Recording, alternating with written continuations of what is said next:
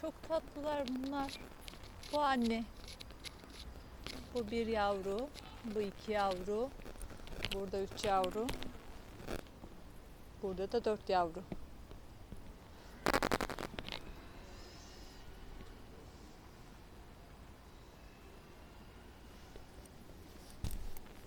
Çok tatlısınız siz.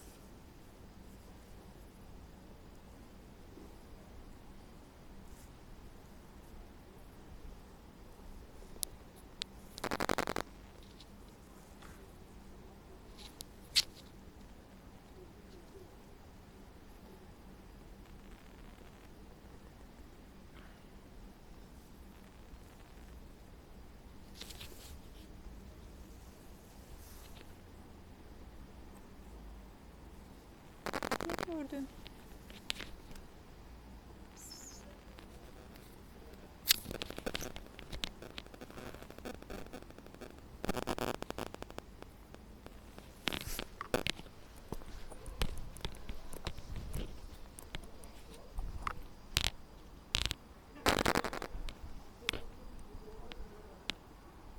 Bu anne.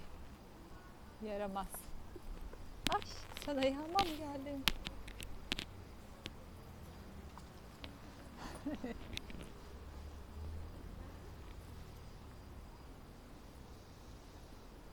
Bu ağacı çok seviyorlar.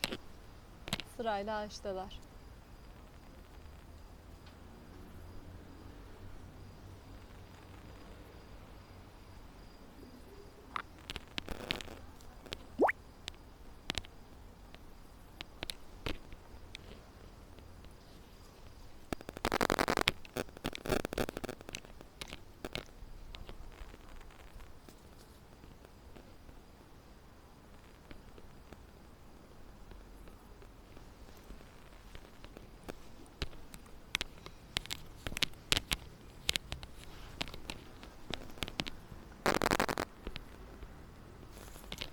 Çok tatlısın.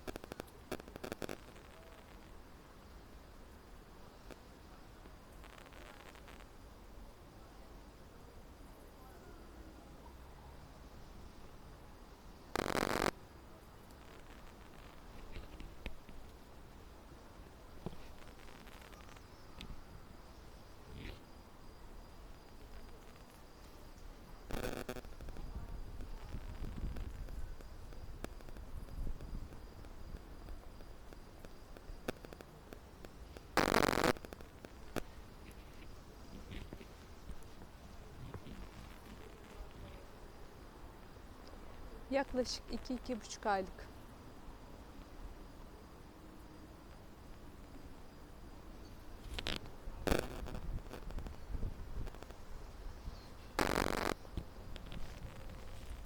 Annenin sırtında çok güzel bir işaret var.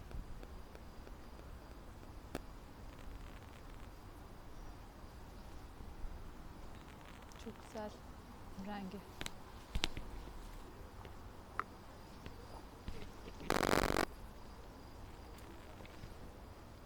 Oo, 5 tane. 5 tane yavruymuş. 5 yavrusu var.